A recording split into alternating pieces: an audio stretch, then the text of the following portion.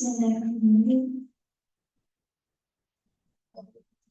Tes.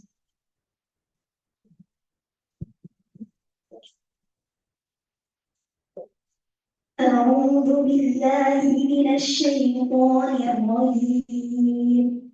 بسم الله الرحمن الرحيم. وما كان المؤمنون لينفروا كافة فلولا نفر من كل فرقة منهم طائفة ليتفقهوا في الدين وينذروا قومهم إذا رجعوا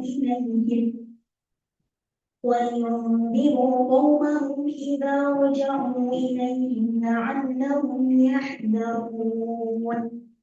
صدق الله العظيم.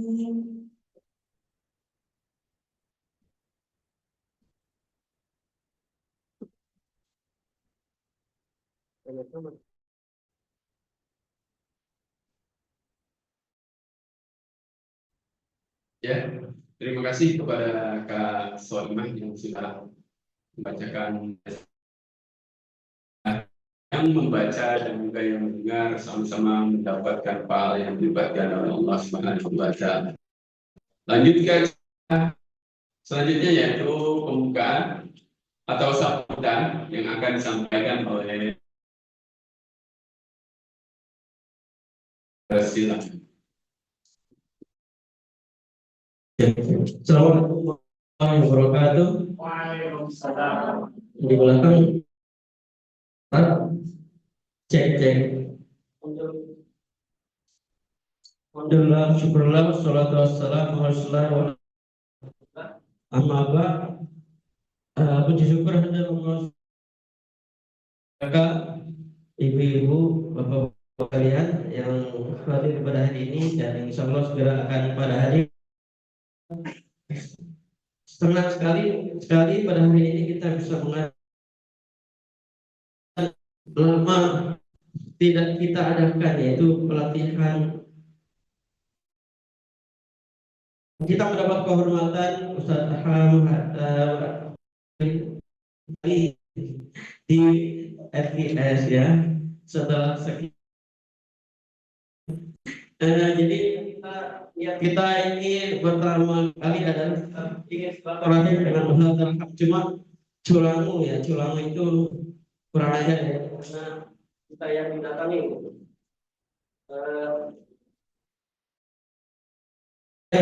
tadi ke sana opsi ya, tapi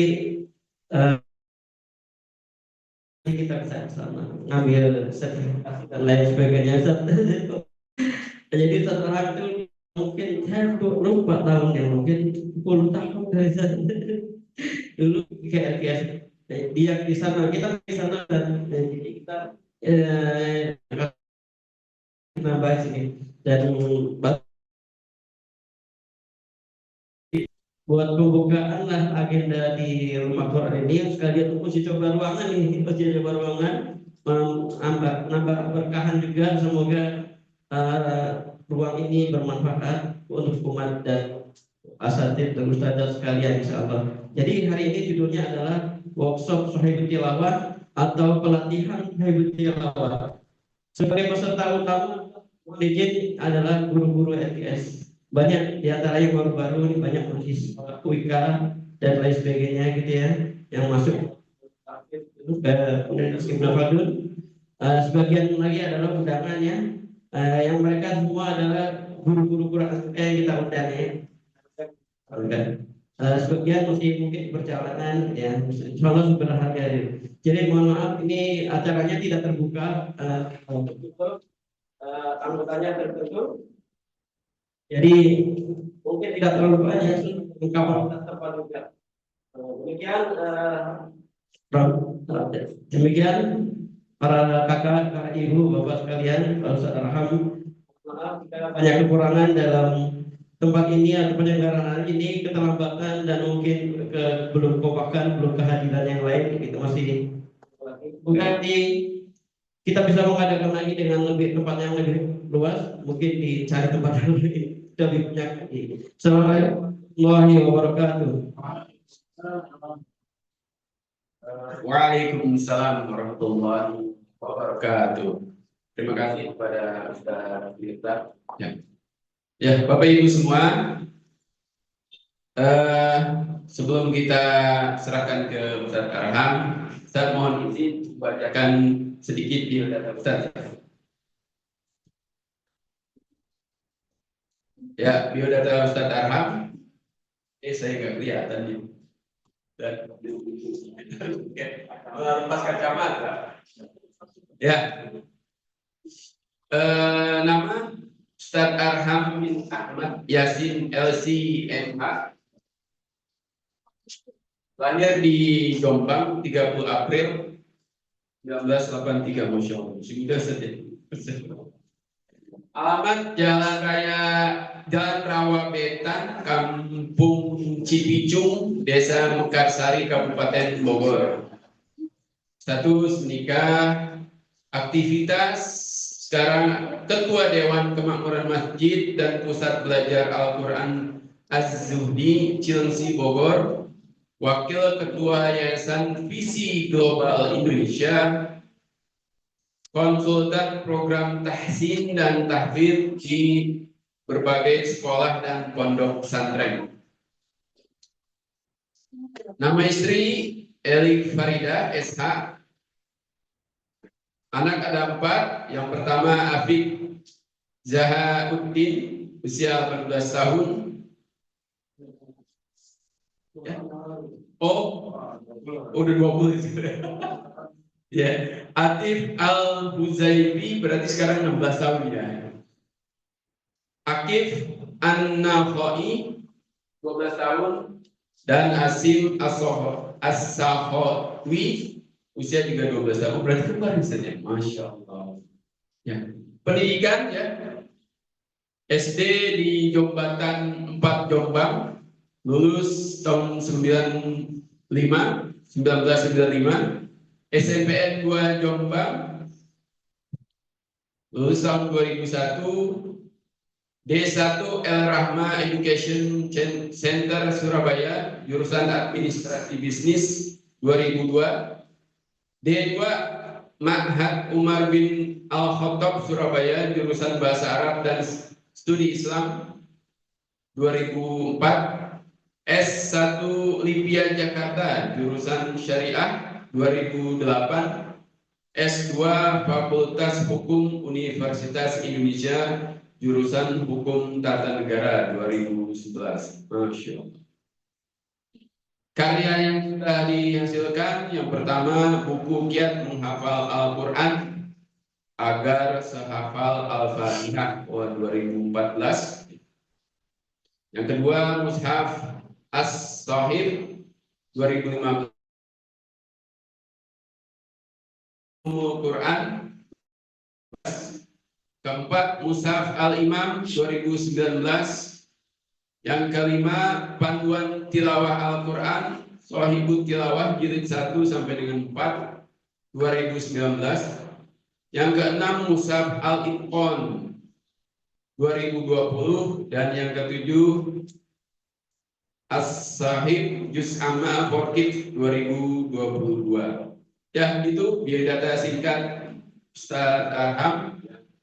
Untuk selanjutnya kami persilakan kepada Ustaz Arham. Nanti sekalian mengisi pertanyaan itu gimana Ustaz? Ya, ini nanti kalau Bapak Ibu ada yang mau bertanya langsung aja ya. Assalamualaikum warahmatullahi wabarakatuh. Bismillahirrahmanirrahim. Alhamdulillahirabbil wassalatu wassalamu ala sayyidil mursalin nabiyina Muhammadin wa ala alihi wa sahbihi ajma'in. Amma ba'd, para asatidz dan ustadzah Allah, khusus pimpinan MTS Ustaz Miftah. Alhamdulillah, ini saya sama Ustaz Miftah ini sudah cukup lama sekali. Jadi seingat saya awal terjun doakan saat Al-Fatihah masih Beliau dulu ada 3 serangkai, tapi berdoa orang sudah bohong ya. Ustaz Najib sama Ustaz Edi Zainul, 3 sama saya. 3 ini sangat kompak sekali. Sisa satu, sisa satu. Iya. Insyaallah barokah semua. Ya, ini Amin, jadi amal jadi juga buat almarhum ya. Jadi saya masih ingat untuk Ustaz Najib itu sebelum wafatnya sempat ke rumah saya. Ya. Sempat ke rumah saya membeli buku Sahih Tilawah. Itu saya masih kenangan itu. Jadi itulah kenangan terakhir. Padahal selama ini saya kirim atau kadang saya antar ke rumah beliau. Kemudian tiba-tiba beliau WA saya sudah dekat kondisi sudah rumah saya. Tidak ngomong udah dekat masalahnya. Kalau baru ngomong mungkin saya akan bilang udah saya antar aja. Biasanya saya antar ke rumah beliau.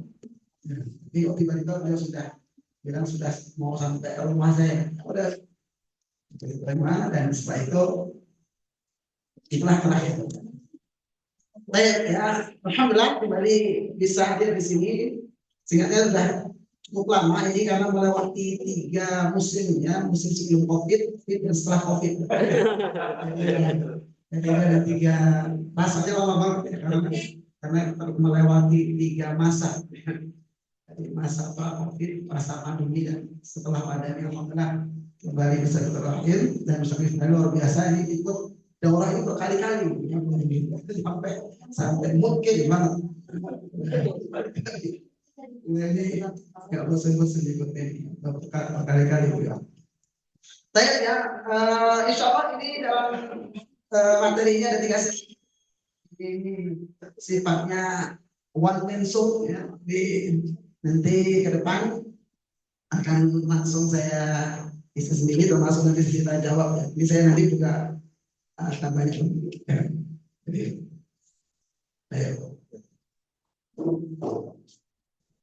dan jadi gambaran umum terkait daurah ini. Jadi ini materi pelatihan metode Sahih Tilawah. Jadi sebetulnya metodenya sudah dari tahun 2010-an ya, hanya ada namanya. Sebelumnya tidak ada namanya. Ini memang sudah baru ada namanya itu karena memang selama ini ya kita memang kasih nama cuma panduan tilawah saja. Tilawah. Nanti kita akan bahas sedikit tentang sejarah ada latar belakang ini. Tapi gambarannya seperti itu. Jadi ini adalah hari ini adalah pelatihan metode mengajarnya. Jadi sekali lagi hari ini supaya peserta yang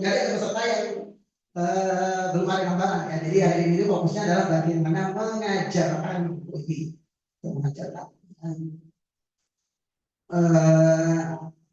Intinya walaupun nanti ada juga ini tidak wajib tapi bisa juga diadakan untuk lanjutannya yaitu daurah sertifikasi bacaan guru. Ya, kalau pelatihan ini ada 3 sesi ya sampai nanti insya Allah bulan asar. Jadi kemudian kalau daurah sertifikasi itu pagi sampai siang saja, tapi ada ujiannya. Ujiannya itu di tempat saya. Kalau daurahnya bisa di mana saja, bisa saya datang atau kalau mau ke tempat saya juga boleh. Jadi tapi kalau ujiannya karena tergantung siapa ujiannya dan memang sertifikat itu hanya kita berikan yang benar-benar lulus 100%. Artinya tidak ada toleransi 1 kesalahan pun. Itu baru intinya standarnya cuma 100 baru kita beri sertifikat. Alhamdulillah ini sudah berjalan cukup banyak dan banyak lembaga ya. Jadi yang setiap pekan ini setidaknya ada 1 atau 2 lembaga yang mengirim guru-gurunya ujian saya. Nah, kemarin dari Bogor juga itu dari SDIT Bagus Salam ya. Ya. Jadi tiap pekan depan ini ada 2 lembaga. Nah, dia saya lebih banyak di tempat saya sendiri. Lebih banyak tempat saya sendiri sekali di situ ya yang memang yang fokus programnya adalah pertama pembinaan masyarakat setempat sekaligus kemudian pembinaan para guru ya baik itu pelatihan metode, talaki para guru termasuk daurah dan sebagainya ya, fokusnya di situ. Ya ini gambarannya. Kemudian untuk materi ini yang kita bahas, insya Allah kita akan berikan soft copy berupa PDF ya dengan khawatir jadi nanti supaya fokus dengan kajian. termasuk nanti diberikan sertifikat itu nanti bisa disampaikan ke admin kita ya. Itu ya. Nama-namanya bisa dikirim untuk dibuatkan sertifikat. Gitu. Jadi ini yang insya Allah akan diberikan, termasuk materinya berupa PDF. Baik, kita langsung ke poin bahasa kita. Jadi nanti mungkin kita akan sampai dari sekitar jam 10-an ya, 10 atau itu nanti di sebentar. Ya. Lalu nanti lanjut lagi sampai menjelang zuhur. Ya. Lalu nanti lanjut kembali itu biasanya jam 1 pas ya. Itu sampai nanti jam 3 ya. Ya 3 sesi itu. Baik, kita pertama langsung bahas dari sisi profil dan karakteristik. Tilawah sebelumnya kita akan melihat beberapa fakta dulu, fakta masyarakat di Indonesia ini sebagai prolog ya. Pertama, dua buku Indonesia TPS terakhir di versi update ya. 2026 287 juta 198 400 bisa aku sebelum malu, otomatis bulan ini sudah nambah. Kemudian dua penduduk yang beragama Islam 87%, artinya sekitar 249 juta sekian. Lalu dari ini survei ini kita berikan dari 2004 ya. Umat Islam Indonesia itu bukan aksara, ini buta huruf. Itu sekitar 72,25%, berarti 180 juta. Jadi masih sangat besar. Boleh jadi itu adalah orang-orang di sekitar kita, ya. Tidak jauh-jauh yang di sekitar kita saja. Bahkan mungkin di kerabat kita, ada saudara, paman, ya, dan ponakan dan sebagainya, atau tetangga. Dan itu real. Kalau ini pernah survei, coba kalau saya kan mengajar Quran itu dari tahun 2002 ya, sekarang 24 tahun. Sudah mengajar Al-Quran dan keliling di berbagai wilayah Indonesia sampai ke pelosok-pelosok juga. Dan ini kalau dari pengalaman yang saya amati langsung di lapangan, ini valid ya, ini real, ini konkret ya. Jadi maksudnya memang yang masih banyak, sangat besar untuk huruf Al-Quran ini. Kemudian, nah yang bisa baca berarti sisanya ya, ada yang mengaku bisa baca Quran, mengaku bisa baca Quran itu banyak survei ya, 27,75%, sekitar 69 juta. Itu pun terbagi lagi ya, dari yang mengaku bisa baca Quran ini kalau survei pemenang ya. Itu yang bacanya standar dari benar ataupun standar saja itu ada 44% saja. Ya kan? Jadi ada 38 yang mengaku bisa baca tapi ya bacanya masih belum sesuai. Dan itu boleh jadi bahkan ya bukan orang awamnya, bahkan para ustadznya. Ya. Kalau saya para aktivis dakwahnya juga, para dai-nya, karena saya mendapati itu bisa memprihatinkan banyak para khatib, para ustadz yang ketika ceramah waktu sekali pada di imam memprihatinkan. Itu level ustadznya. Level ustadznya ini boleh jadi begini ya. Termasuk aktivis dakwahnya. Jadi, ini masih sangat besar ya. Sasaran pembelajar Quran kalau kita gabungkan antara yang buta huruf sama yang sudah bisa tapi bacanya belum benar itu masih 200 juta lebih ya, 218 juta sampai 219 juta. Itu mungkin kalau nyapres dari jalur guru ngaji mungkin agak kuat ya. Tapi masalahnya ada nggak yang milih guru ngaji? Jadi ini sangat besar ya. Jadi kalau penduduk Indonesia ini untuk artinya ini memang harus saling menguatkan sinergi ya pemerintah, ya masyarakat, para guru, para pembaca Al-Quran, ya sekolah formal maupun informal. Jadi artinya PR ini masih sangat besar. Tapi peluang dakwahnya juga sangat besar. Jadi sekaligus ini di samping sebagai PR tanggung jawab, tapi juga peluang pahala yang sangat besar dari mengajar ngaji. Makanya di antaranya karena faktor ini, saat ini saya full time khusus mengajar ngaji. Tidak ada istilah lain kecuali urusan Al-Quran. sehari-hari. Sekarang malam urusannya ngajar-ngaji. Di hari yang dari nol alif bata sampai sampai sana ada. Setiap hari. Setiap hari baik yang dari nol itu bisa ajari sendiri juga orang kampung. Itu termasuk ada yang untuk mengambil sanad Al-Quran. Artinya ini mungkin juga hanya sebatas ya ingin kontribusi walaupun kecil ya sekarang dibandingkan kebutuhannya itu luar biasa. Dan ini peluang dakwah yang sangat luar biasa ya. Artinya kita manfaatkan ini sebagai sebuah lahan dakwah. Dan ini tentu yang memang butuh dipahamkan. Saya ini sebagai latar belakang secara fakta ya. Artinya juga termasuk sekarang sangat banyak sekali metode pembelajaran. Kita semua punya andil, punya kontribusi. Tentu masing-masing punya segmentasi ya, punya segmentasi. Makanya kalau ada yang bertanya, ini biasa orang bertanya, sekarang kan banyak sekali metode belajar Al-Quran. Kemudian pertanyaannya kira-kira yang paling bagus yang mana? Saya selalu menjawab yang paling bagus yang membuat antum belajar. Yang tidak bagus di saat ada banyak pilihan metode, banyak pilihan lembaga belajar, antum tetap tidak belajar. Banding-bandingnya doang. Terus pokoknya yang membuat antum belajar dan antum cocok itu yang paling bagus. Dimanapun ya, itu ini orang mau belajar. Makanya ya termasuk seperti metode ini pun juga hanya mengambil bagian kecil saja yang memang tadi yang masih sangat besar, sangat besar. Bahkan tidak ada istilah berdesakan di situ ya. Jadi karena itu kalau yang ada yang aktivis kok kerjaannya debat mulu ya gitu. Itu berarti dia aktivis yang kurang kerjaan. Ya. Padahal PR-nya sangat besar. Ya, itu berarti tahu terjun langsung ya, dia tahu kebutuhannya. Nggak sempat. Baik, ya. Kemudian kita belakang terkait dengan dari ini.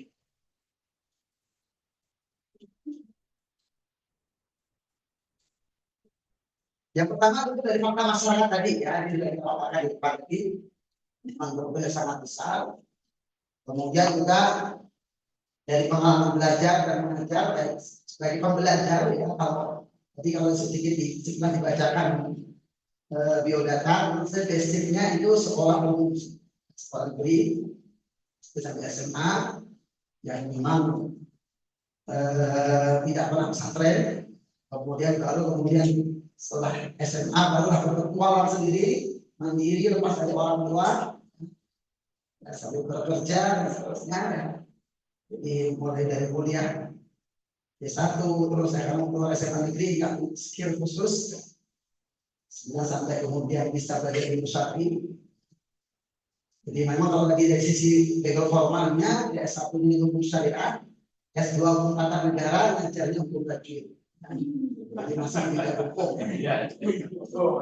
Cuma ada hukumnya. Masih berkecimpung di bidang hukum. Iya. Dari hukum syariah, tata negara, hukum takdir. Menjadi pengacara kan? Pengacara. Ya.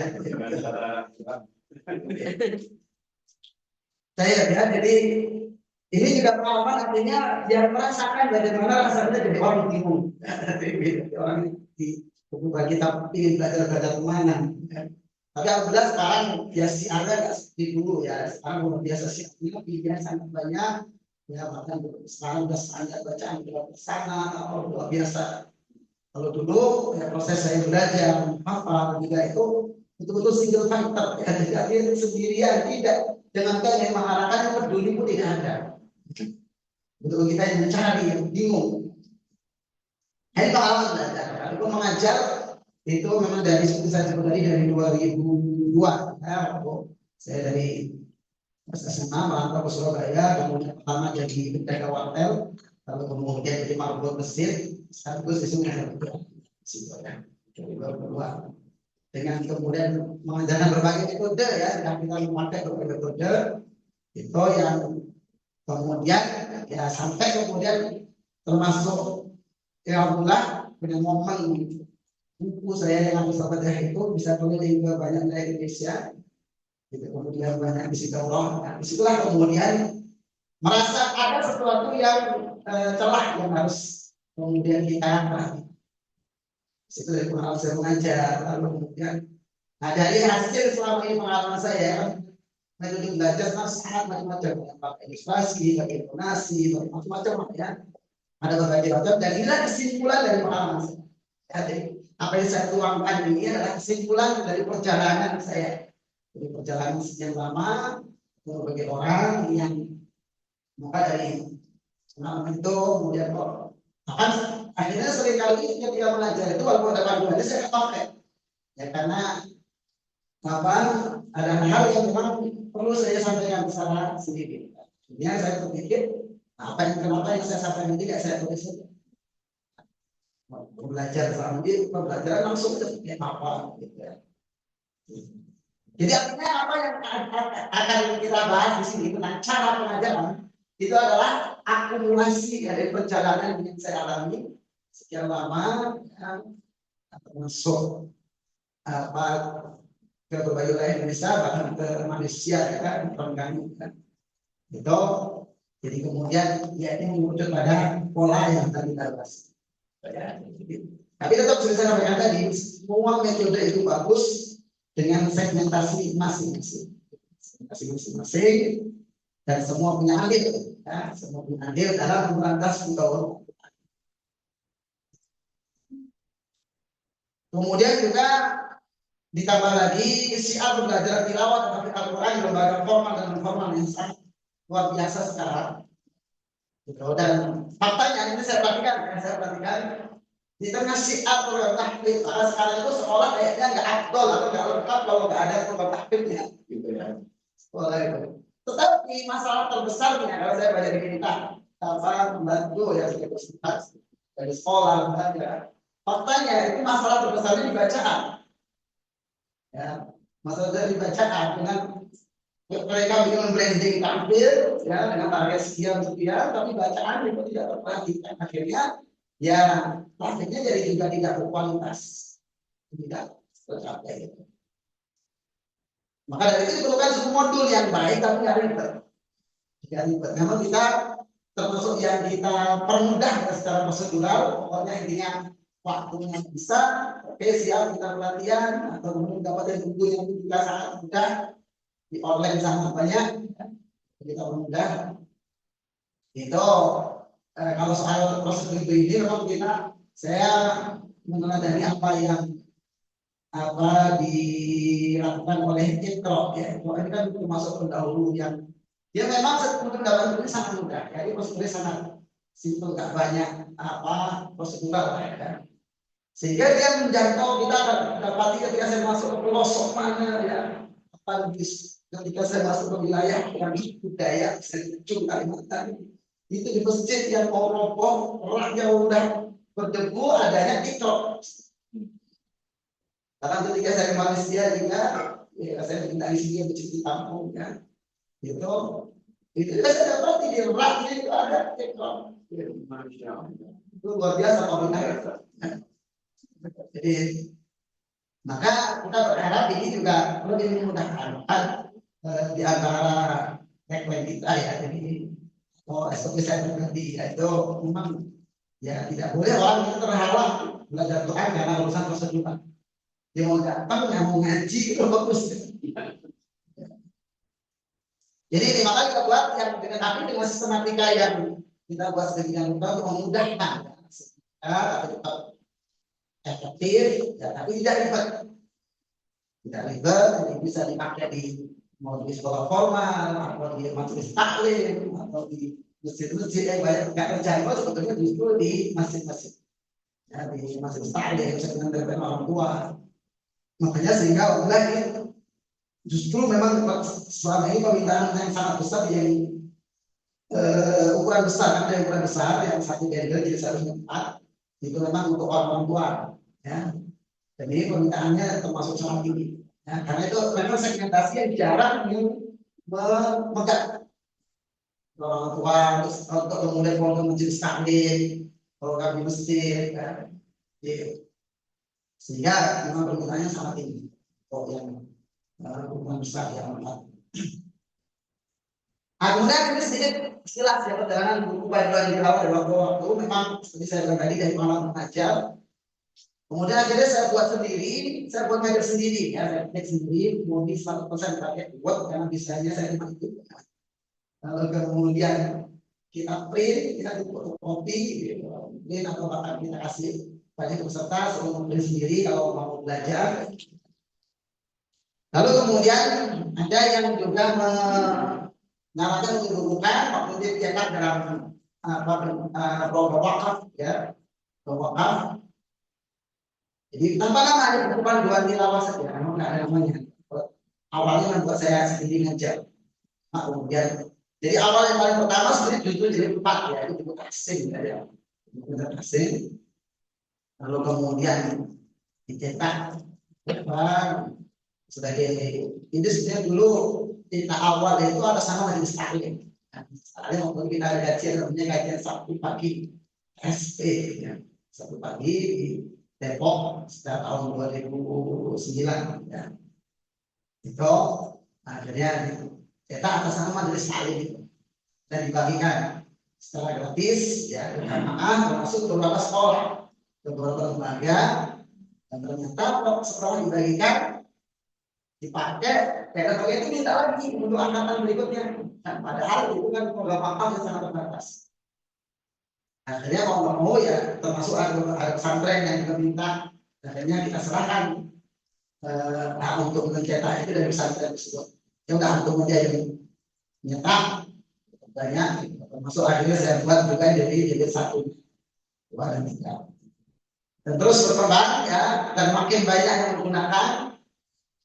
Kemudian ternyata di pesantren ini juga akhirnya kewalahan ya, karena dia fokusnya kan bukan mencetak, fokusnya kan dia ada pesantren, ada sekolah, yang dulunya memang belum ada sekolah formalnya, sehingga masih bisa. Setelah ada sekolah formalnya, stok itu semakin sering kosong, sering kosong. Dan sementara kebutuhan juga sangat tinggi, permintaan banyak, mau ya harus kita serahkan yang memang aktivitasnya nyetak buku, kita sering aja penulis. Setelah baru ada nama semua ini tilawah ya, jadi kalau kita kasih nama karena ikuti karena di karya sebelumnya sudah terbitkan yang dua seperti khas Musa As-Sahid, nah karya mungkin tadi Sahid tilawah ya. Tapi bukunya sendiri sudah mulai diajarkan itu di tahun mulai tahun 2009. Cover pun juga berubah, ini ada yang putih, ada yang hijau, dengan warnanya ada hijau ya. Ini yang putih itu memang dia hanya membalut saja. Dia juga sempat ada kejadian plagiarisme ya, di plagiat betul-betul dicetak tapi di scan ya Pak, scan lalu dicetak dibuat di online. Kemudian tapi itu sudah tidak ada ya, sudah ada sudah lama itu. Kemudian sekaligus kita perbarui covernya. Tapi isi sama, cuma memang ada beberapa yang tadi ada yang bikin hal-hal hilang. Itu ya, jadi ini sedikit gambaran dalam buku ini dan menjelaskan dalam waktu. Jadi dan sampai sekarang ya, misalnya tadi kita masih setiap kali mengajar dari nol ya, sampai level sama ya. Dari mana tak ya. Kita tetap ya, karena bagi saya ini adalah peluang bagaimanapun ya, itu peluang pahala yang besar. Nah, kemudian beda metode berdasarkan pengalaman dan target jangka panjang. Ini tadi sudah sedikit saya bahas ya terkait bahasa pengalaman. Ini memang asing dari ya, saya sudah dengan berbagai metode, bahkan setiap metode itu saya buat resensinya. Ya. Saya buat resensinya ini apa sistematikanya seperti apa, kemudian keunggulannya di mana dan sebagainya ya. Sudah saya buat resensi semua. Makanya menurut pada cara ini yang dengan tagline-nya nanti kita bahas tagline-nya ini tilawah semudah berbicara. Tapi kita bahas soal tagline itu. Intinya berdasarkan itu ya, bermasukkan seperti saya bilang tadi kan sekarang sangat banyak ya dengan berbagai karakteristiknya masing-masing. ada pakai warna, ada macam-macam lah ya. Masuk memang pertimbangan kita bisa adalah pertimbangannya ini memang ya cuma kertas biasa saja dengan warna hitam putih saja. Ya. Memang ya tadi pertama dari sisi metodenya tidak membutuhkan itu yang warna-warni. Ya. Kemudian ini agak murah, ya sebetulnya agak murah. Ya. Agar jadi kan harganya kalau harga jual yang dikasihkan itu 12.000. Ya murah sebetulnya ya. Pak kan karena banyak dikirim juga ke berbagai daerah, juga ongkirnya tidak mahal juga karena juga. Jadi dia mudah saja lah ya. Tapi memang dari sisi metode ya memang cukup dengan sistematika ini dan cara mengajarnya nanti. Ya kan karena ada yang punya full color macam-macam ya. Otomatis full color itu pasti akan berharga. Kalau full color itu setidaknya buku seperti ini udah kayak 40.000 pasti. Ya, karena saya tahu dari lain yang full color itu satu bukunya itu memang minimalnya harga ya, memang harga seperti 40 atau 40.000. Ini 12.000. 12.000. Kan kalau di online bisa lebih murah ya, 10.000 apa ya. Ya. Jadi itu asli ya. Jadi kalau mungkin ada yang bertanya kalau di online bisa murah gitu ya, karena memang dia langsung makin besar ya, langsung volumenya yang berbeda ya. Dia diskonnya lebih besar, sehingga dia juga bisa bersaing di harga.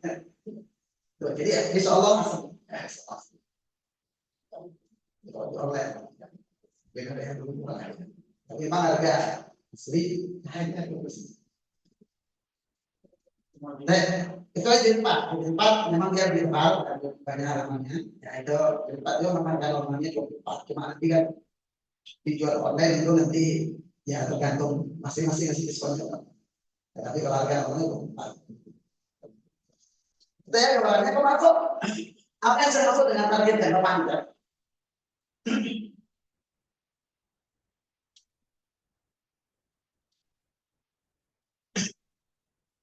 Jadi yang kita bangun ini karakter generasi Quran, di mana harapannya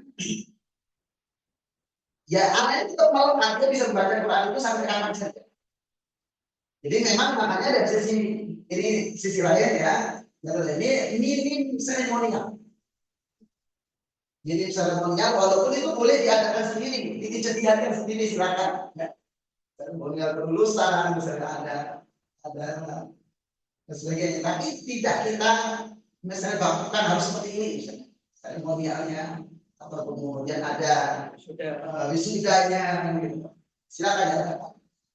Karena memang lebih fokusnya bagaimana kemudian anak bisa baca lebih baik dan kemudian lebih dari itu juga kita tidak sekedar mengajar bacaan, tapi juga kesadaran sehingga tetap dia akan membacanya sampai kapanpun. Itu yang saya buat dalam menjaga. Jadi tidak memang lebih ke ya sudah ada sebagai syiar itu juga tidak dilarang juga yang itu bagus ya sebagai syiar ya misalnya juga kalau di tempat saya juga itu inisiatif dari penduduk kita sendiri itu tidak pernah kita lakukan ya jadi ada misalnya sudah lulus dan untuk anak-anak lulus Quran itu sampai jadi 3 saja jadi 3 itu pun nggak sampai ya, nanti kita bahas ya itu biasanya ada syukuran itu jadi kalau orang kampung kan syukuran bagi berkah tidak apa itu tidak masalah kalau doa bersama itu lulus Al-Quran jadi memang itu nggak kita bahkan harus begitu tadi saya bilang karena ada fokusnya ke target yang panjang dia terus baca Al-Quran bacaan itu terus diajar apapun teknis dalam seremonial atau sudah ini itu silakan apa dikreasikan masing-masing. Jadi kita cuma menyiapkan modul cara mengejarnya. Jadi karena dari lebih ke target. Saya termasuk misalnya ya kalau ada yang apa kadang orang tua yang maunya misalnya apa instan ya saya bisa tampil dan sebagainya tentu ini tidak menjadi fokus kita. Dia pakai nada tertentu misalnya. Gitu. Tapi dari itu sekali lagi ya itu adalah memang akumulasi dari pengalaman saya jadi memang termasuk pilihan tidak menggunakan nada tertentu karena fokusnya nanti lebih ke pembelajaran sistematika itu dan cara pengajaran. Dan memang kalau sekedar untuk jangka pendek, untuk supaya kita menggunakan misalnya, ya memang apa? Kadang ada yang begitu, ya. Hanya saja sekali ini metode ini tidak pertimbangan itu. Ya. Kemudian alhamdulillah juga dari perjalanan ini dari sebelumnya sudah telah menjadi objek kajian yang akademis. Ya. Di IKI, UI banyak ya, jadi banyak menjadi pengajar begitu untuk tugas makalah, maupun skripsi, ya. Bahkan tesis ada, tesis ya. Terakhir kalau terakhir kemarin ada tahun ya, untuk universitas 3 ya, di Universitas Islam Jakarta ya. Itu tetapi lebih ke aplikasi ini di buku asal Fatihah, termasuk buku asal Fatihah ini banyak dijadikan kajian juga. Jadi berbagai kampus termasuk yang terbaru terakhir baru promosi doktor Selasa yang lalu. Nah, itu satu kawan itu yang kemudian menjadikan buku saya pada saat Fatihah sebagai salah satu objek kajian. Artinya ya biarlah kalangan akademis yang membuktikannya sendiri. Jadi mereka yang mengujinya secara ilmiah, secara akademisnya sudah diuji oleh kalangan kampus-kampus ya. Jadi makanya saya semakin yakin ya, dengan metode yang kita ajarkan ini sudah menjadi objek kajian dan sampai sekarang masih sering ya, apakah itu interview via video call, via Zoom, ada kalau jauh dari Samarinda, dari Sumatera Utara, kalau dekat dari IGI, dari rumah, dan saya sangat welcome gitu, dan yang mau interview menggali tugas akademik ini.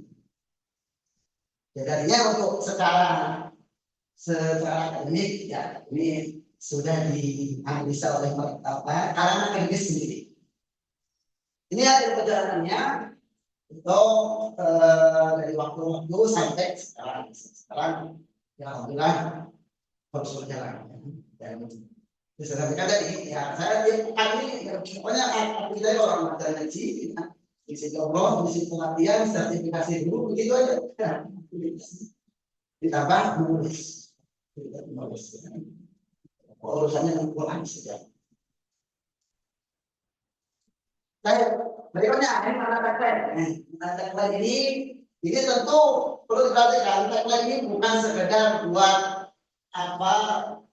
penarik saja atau supaya keren saja tidak.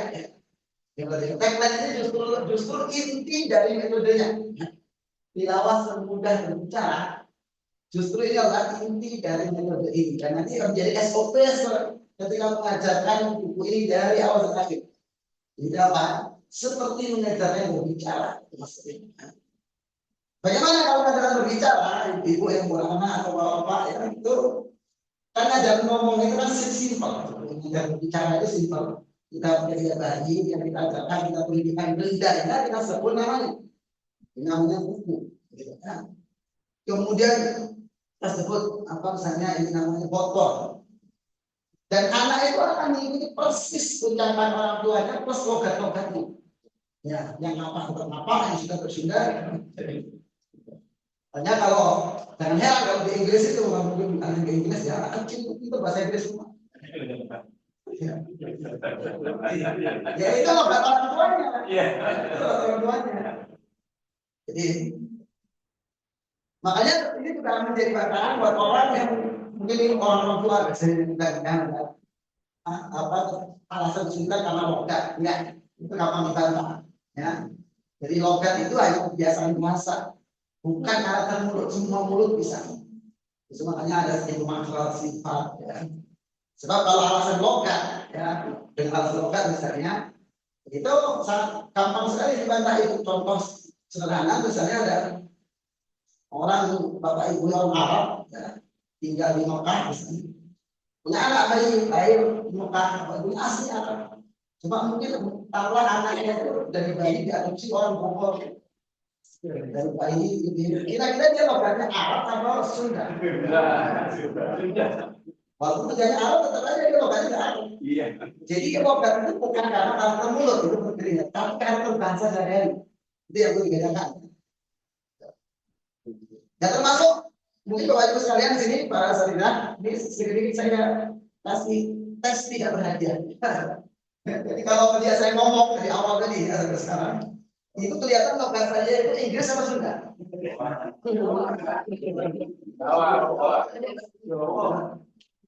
Walaupun nasab saya bukan Jawa. Memang saya lahir besar di Jawa Timur, tapi ayah saya orang Bima. Saya orang Bima NTB. Ya.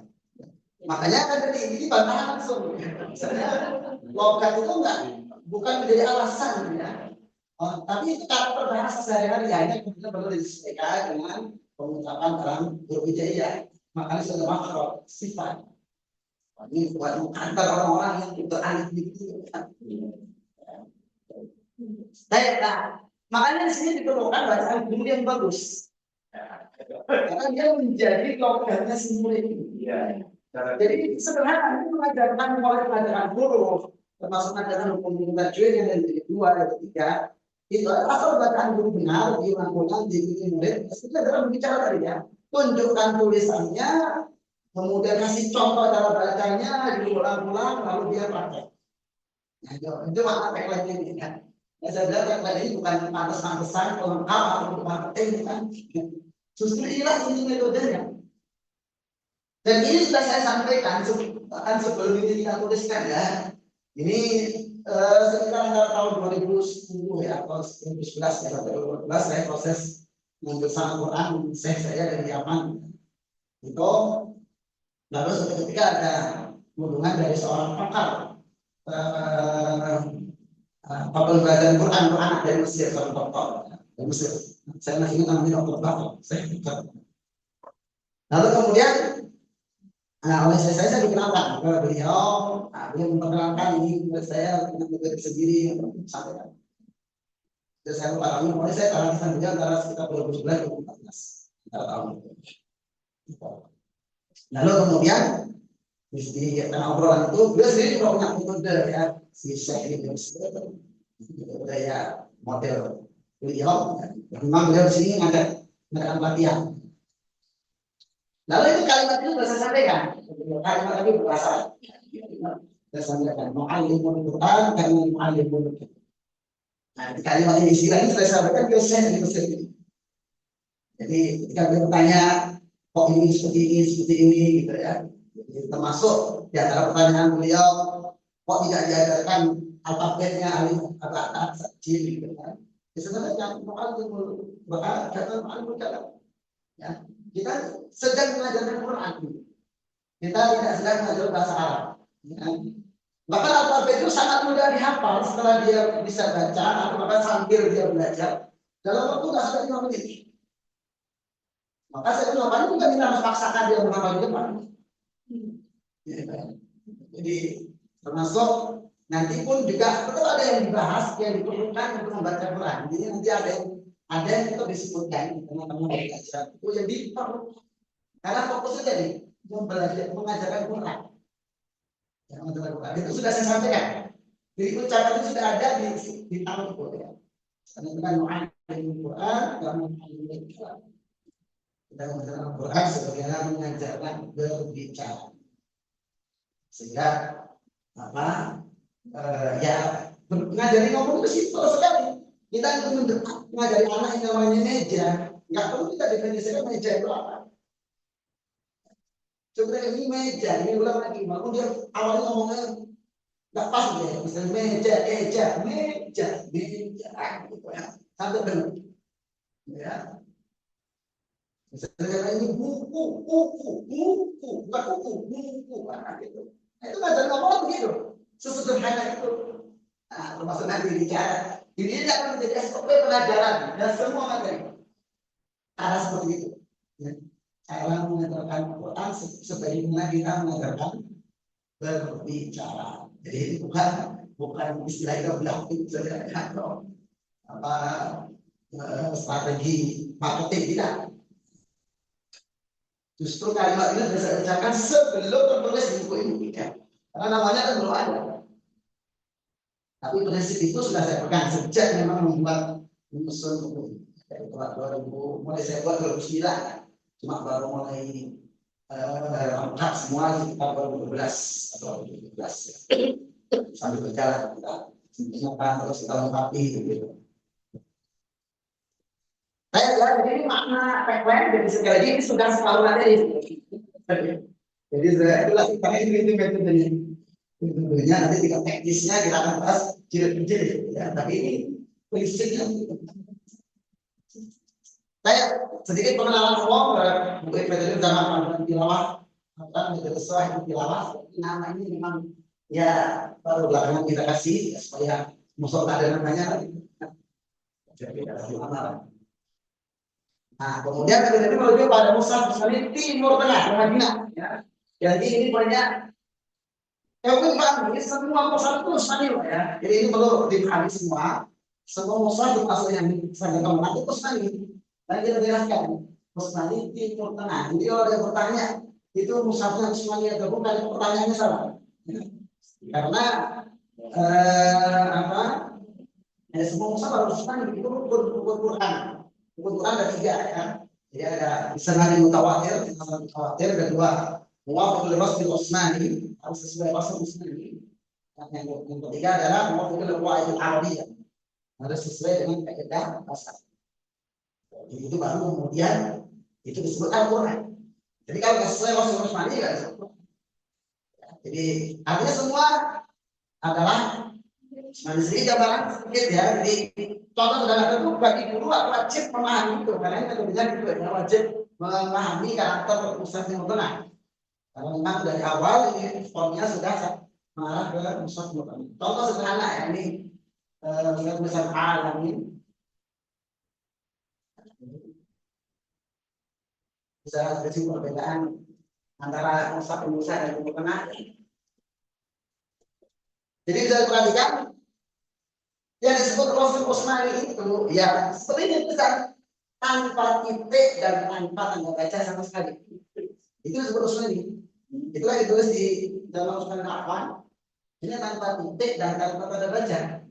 Sehingga bahkan jangan ada perbedaan karakter tanda baca atau titik pun juga ada perbedaan, walaupun hampir semua titik sama, kecuali nanti ada mushaf Maghrib, mushaf Maroko. Dari segi di titik ya, misalnya 4 itu 1 titik di bawah, 1 titik di atas. Contoh. Tapi kalau mayoritas itu ya sama. Nah, misalnya baru ini ada titik, ya, misalnya ini seperti ini kan. Nah, ini baru titik tambahan, titik itu muncul belakangan. Ya. Muncul belakangan setelah mulai banyak masyarakat yang masuk Islam, masuk di kota Arab ya. Membantu itu awalnya memang bagi orang Arab saat itu nggak dibutuhkan ya, artinya ya bisa, tetap bisa ya. Sekarang sudah ada harakat aja bacanya A baca I bisa aja. Kalau dulu bahkan jadi orang Arab sendiri nggak ada masalah gitu. Lalu kemudian kalau soal itu ada masalah Indonesia sama Timur Tengah sama. Lalu kemudian ada kata baca di Timur Tengah yang atas dengan al-wasl ini sukun sama, kemudian fathah dengan alif. Kalau ini tidak ada tanda berwasalnya, ini ada sukun sama, langsung pakai alif. Alamina sama, ya, asroh. Mushaf Timur Tengah semua mat tidak ada sukunnya. Ini ada sukun. Ya, jadi maka perlu dipahami ya, nanti di pembahasan mat itu jadi 2 ya. Jadi 2 itu ya apa? Semua mat tidak ada sukunnya. Itu bukan hilang, sebab ada juga orang yang ini halamannya banyak hilang. Ada dari mobil hilang ya. Kemudian termasuk hamzah ya, perhatikan tanpa titik, tanpa tanda baca dan tanpa hamzah ya. Saya contoh penulisan soal hamzah ya. Lagi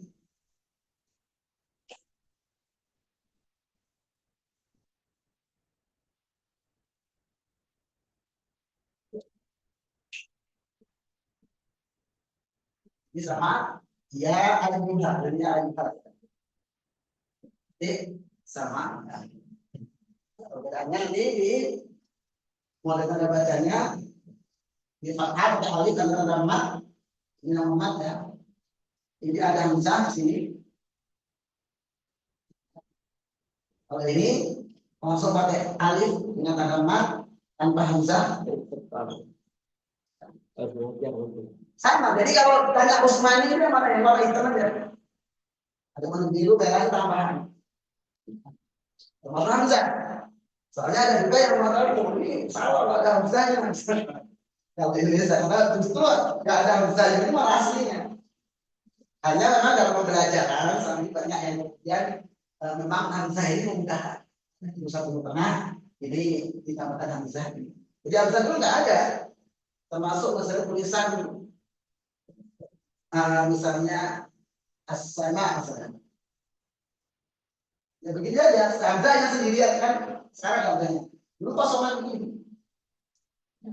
Tapi itu dibaca itu berdasarkan ya tentu bahasa orang Arab, orang Arab paham.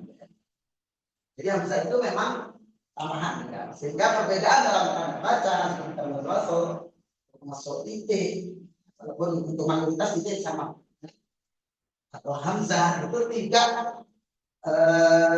menjadikan atau mengambil Usmani tidak. Yang tidak Usmani itu begini contoh. Jadi namanya apa surah ya surah misalnya alamin itu pakai alif begini alamin. Ini kan dia pakai alif cuma agak alif kecil kalau misalnya langsung ya. Kalau tulisan dalam kaidah bahasa Arab, ini belajar bahasa Arab, penulisannya harus begini, yang namanya rasul imla'i, berarti tidak Usmani. Jadi kalau Quran ditulis begini, berarti dia bukan Usmani. Termasuk ya ayyuha, seperti ini ya penulisannya, yang tidak pakai alif ini, baru ayyuha. Nah, kalau di Mushaf Usmani, Rasul Usmani, ya alifnya pakai langsung begini saja. Hamzah ayyuha itu nyambung dengan lidahnya. Kalau tulisan bahasa Arab kan ya lidahnya panggilan wahai ya itu terpisah dengan munadanya. Ya ayyuha. Itu bisa. Itu Rasul Imla'i dengan bisa. Dia membedakan ya. Nah, ini disebut dalam pembahasan tajwid soal rasul ya, yang kata ya di tahun akhir mampunya terjadi ada sebutkan. Ada minal wajah wahala tasbih bisa ya Allah itu tidak boleh dipisah. Tuh. Ini yang lebih itu. Dan ini memang harus dipahami ya. Jadi jangan sampai penggunaan ini malah bingung. Nanti gampang. Ya. Nanti yang belakang. Termasuk nanti soal maksilah ada jawabannya di sini. Kemudian ada terdiri dari 3 jilid, ya 1, 2, 3 termasuk 4, tapi untuk dari 0 sampai bisa terakhir jadi sebab jilid 3. Lalu untuk hasil, kalau sudah bisa untuk memperbaiki bacaan atau kelanjutan dari setelah dia lulus Quran. Walaupun nanti untuk anak-anak, misalnya anak yang dari 0 ya, kita di sekolah itu biasanya kita rekomendasikan setelah ketiga kalau fokus dalam tadarus itu minimal khatam sama sekali disimak oleh guru baru kemudian diajarkan di depan. Saya sudah sendiri ya ini itu lagi 2010 ya ini sebenarnya mulai 2009 cuma mulai agak kaki 2010 2011. Nah, target hasil ya, mampu membaca Quran dengan baik dan benar sebagai data tajwid jadi lulus jilid 3 itu sudah bertajwid. Hanya memang ada yang belum sempurna kayak Abdul Habib belum sempurna. Ya, tapi untuk baca Quran, ukuran baca Quran itu udah jauh lebih baik daripada kebanyakan aktivis dakwah. Saya sebutnya ukurannya begitu karena untuk urusan yang sederhana saja, guna hukum tajwid itu saja banyak yang berimpotan. Nah, insya Allah lulus ini sudah beres. Ya, lulus 5. Ya, masalah panjang pendek. Hukum tajwid yang mati, seterusnya 4 sudah selesai, ya. Itu sudah ideal, sudah bacaan yang tidak, ya, walaupun tidak sempurna, ya. Dengan satu tengah. Oh ya tambah satu lagi dari pertimbangan menggunakan laser timur tengah ya pertimbangannya kalau banyak. Jadi yang pertama jelas itu pilihan metode, ya, pilihan metode di mana dari metode yang kita buat ini itu memang ya tanda-tanda di mushaf Nah, ini memang sangat membantu. Nah, nanti banyak, terutama lagi jilid 2 ya, itu banyak yang tanda-tanda di Musatul itu sangat memudahkan, di dalam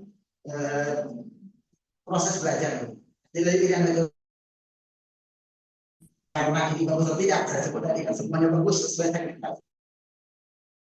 Kemudian juga pilihan segmentasi. Segmentasi memang sekarang lebih banyak, memang sudah mulai banyak orang yang membutuhkan metode dengan formula tengah.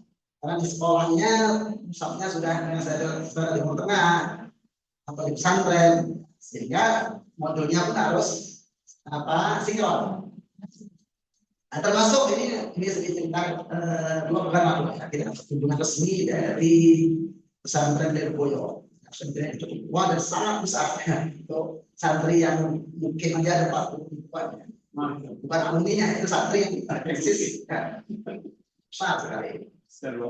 Karena mereka selama ini untuk berlengkapnya menggunakan mushaf sahih ya. Jadi dan mereka ada ya kemudian silaturahim dari imam resmi dari mereka ketemu saya dan penerbit media. Nah, di antara obrolan itu memang ya memang bahkan dari sejak pendirinya itu dari cerita mereka ya itu memang sejak awal pembelajaran itu menggunakan konten tengah pembelajarannya. Gitu. Sejak awal memang bahkan dari akhirnya sejak kita jauh sebelum kita lahir ya, sudah lama. Ya. Nah, itu. Jadi memang sejak awal jadi itu amanahnya dari dia ya menggunakan konten tengah. Kemudian dari sisi modul pembelajaran yang mereka ajarkan selama ini ya memang dengan standar konten tengah itu. Hanya ketika ada musawarah yang mereka masa tetap mereka pakai. Jadi intinya ini contoh ya, contoh memang banyak lembaga-lembaga yang memang sudah menstandarkan, yaitu kebijakan internal, jadi kebijakan masing-masing dan apalagi kalau di DPW ceritanya ya itu sudah amanah kiai ya, kiai ya kita nggak bisa merubahnya ya, jadi nggak berani merubahnya itu kan standarnya itu standar sejak awal dulu. Jadi itu juga segmentasi ya. Jadi bukan karena ini lebih bagus atau itu salah, tidak. Itu saya sebut tadi ya di sini supaya tidak ada salah persepsi. Nah, ada saja yang mengira begitu, tidak ya. Semuanya benar. Imam Usmani hanya ini pilihan metode, termasuk pilihan segmentasi. Lalu yang kedua, yang ketiga berarti ya, dari kan pilihan metode segmentasi yang ketiga dari fakta di lapangan. Biasanya orang yang terbiasa menggunakan dengan standar kemenang ya, Usmani kemenang itu kalau disodori Mushaf Timur Tengah itu kalau ya jadi bakal ada cerita belum lama dan sekarang orang ini ngaji di tempat saya jadi bahkan seluruh karyawan ya seluruh karyawan ada kantor nggak jauh dari rumah saya notaris dia sama ini terbiasa melakukan secara kemenang kemudian beliau umroh ya kita ada umroh lupa nggak bawa mushaf pribadi beliau sama ini pakai. Sampai sana kan mushaf sangat banyak ya. Di Madinah itu kita masuk Masjidil Haram itu udah mushaf. Tapi ya saudara itu kena semua. Akhirnya ya karena dia merasa ini beda. Akhirnya sholat umroh nggak baca Quran. Saya banget jauh tempat paling mulia sedunia. Tempat paling mulia sedunia. Disitulah beliau berazam mulai membiasakan baca Quran. Dan saya ada waktu yang singkat untuk belajar kayaknya. Waduh, 70 konten nanti. Tapi sebaliknya, pengalaman kalau yang terbiasa menggunakan mushaf Timur Tengah, itu biasanya disodori mushaf lokal itu nggak ada masalah. Nggak ada masalahnya. Ya, bahkan anak-anak pun bahkan ini nggak terjadi ya, anak-anak yang biasa menggunakan mushaf Timur Tengah, lalu mushafnya kita ganti tanpa sepengetahuan dia tetap baca itu. Karena dia tidak menyadari kalau itu ada perbedaan sedikit, tetap bisa baca. Ya, termasuk yang saya ajarkan di tempat saya orang kampung ya, ini. Nah kan dengan saya bertilawah bisa Tengah ya, sampai bisa baca Al-Quran. Ya. Tapi ketika baca Yasin, baca buku Yasin nggak masalah. Buku Yasin pun di Indonesia semua. nggak ada masalah. Jadi itu pertimbangannya. Jadi pertimbangan jadi lebih kepada metode tadi, kemudian ke segmentasi yang mendukung dengan standar ini ya ada. Oh tadi jadi yang biar manfaat lebih besar ya itu sehingga ketika kita singgah di masjid manapun mau baca Quran ketemu musuh mau sedekah tetap bisa. Walaupun kita biasa pakai Timur Tengah, nah kita ke masjid adanya Timur Tengah, insya Allah tidak ada masalah. Mungkin kita yang terbiasa dengan Timur Tengah, gitu. Nah, sehingga itu bisa baca. Saya mau nggak mampir mau baca Quran jadi karena beda bukan sama aja. Nah ini sedikit contoh tadi soal penulisan ya ini tuh. Di karakteristiknya ada tanda wasl, kemudian pusat Timur Tengah tentu tidak ada tanda baca berdiri atau yang domah dibalik atau fathah berdiri nggak adanya. Yang mat itu ya fathah dengan alif, ya, alifnya itu ada kecil dan gede. Ya. Kemudian domah itu misalnya nanti maksilah ya. Itu bukan domahnya dibalik tapi domah dengan wawu kecil. Contoh seperti ini tanda wasl semua mat tidak ada harokat yang kalau ini sedikit contoh tentang masilah ya. Masilah di ayat kursi ini la ta'khudhuhu. Nah, ini kalau di bahasa Indonesia kan komanya dibalik. Nah, ini ada wawu kecil ada wawu ma fis sama kalau wawu ini termasuk ini bi'ilmihi ya. Ilmihi ini pakai ya kecil ya. Ini disebut kalau istilah itu ya dari mana yang begini. Ini ada asal-usulnya. Ya. Ini kalau istilah tajwidnya ya itu adalah al-ya al-mardudah ila al-khalaf. Kan ya itu begini ya. Lalu ini ibarat tarik ekornya ditarik ke belakang.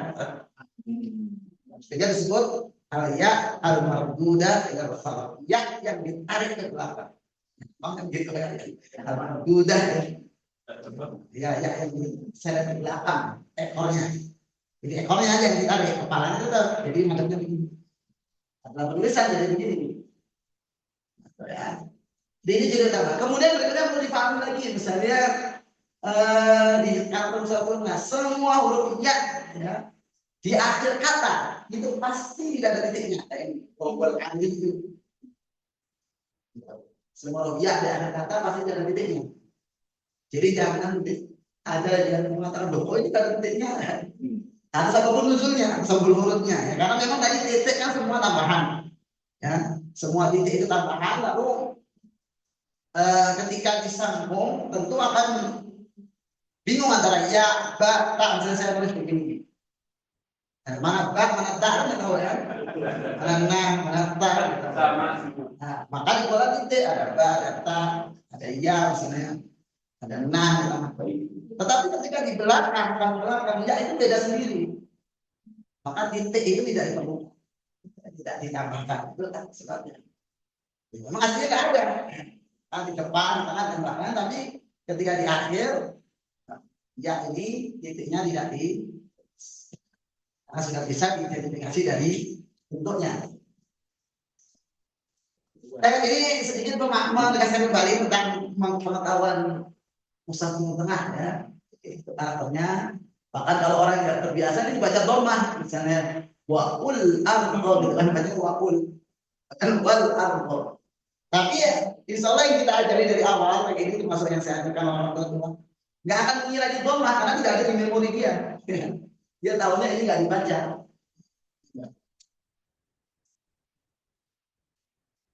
Ya. Nah, berikutnya sedikit karakteristik. Ini termasuk sudah mulai ke memahami pengajarannya.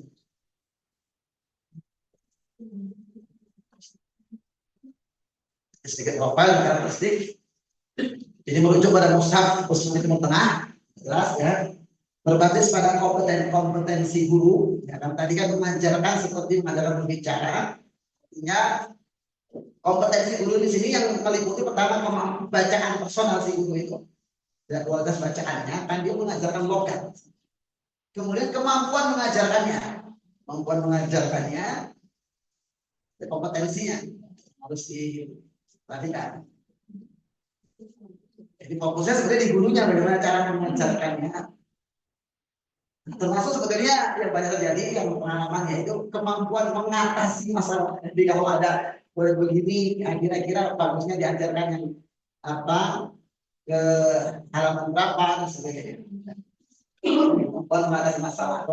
Ibarat dengan ruwet itu ya harus bisa memulainya. Kalau enggak, kalau sudah ditarik ya mungkin kencang ruwetnya.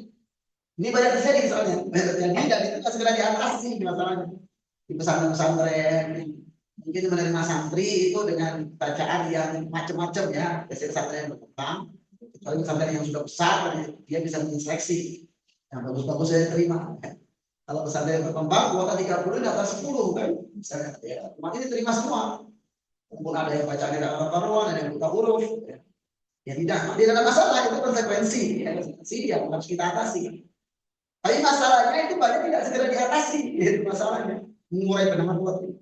Nah itulah skill guru mengatasi itu, mengurai pendengar buat. Kemudian diajarkan secara mudah, sistematis dan aplikatif. Artinya sistematis ini, insya Allah dia struktur dari sistematikanya ini insya Allah mudah.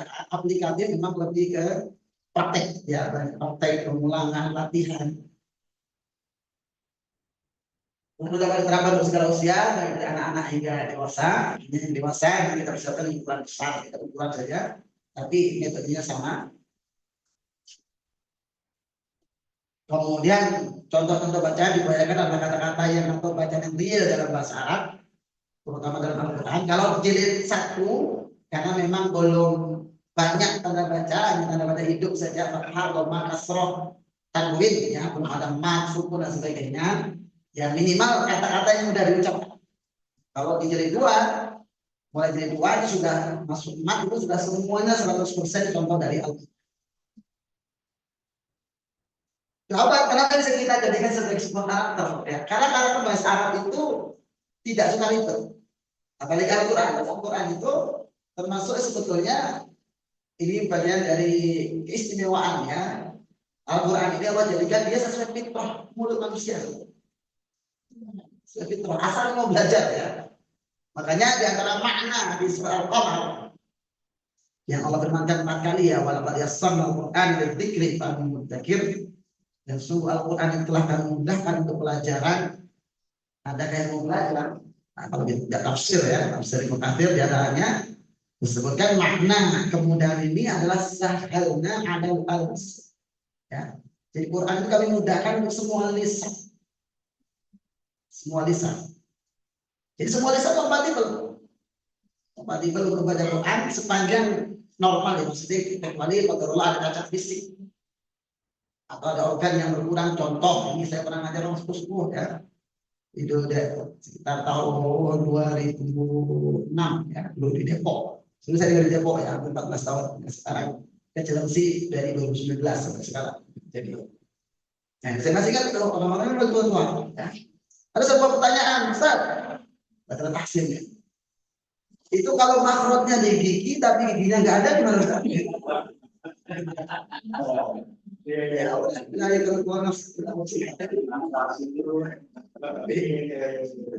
Kecuali itu ya, itu kalau masih normal, ngomong normal, ya. Pertanyaan ini, saya belum lama, mungkin sekitar 2 pekan, ya. Saya menguji para santriwati yang memang dikatakan sebagai guru, ya.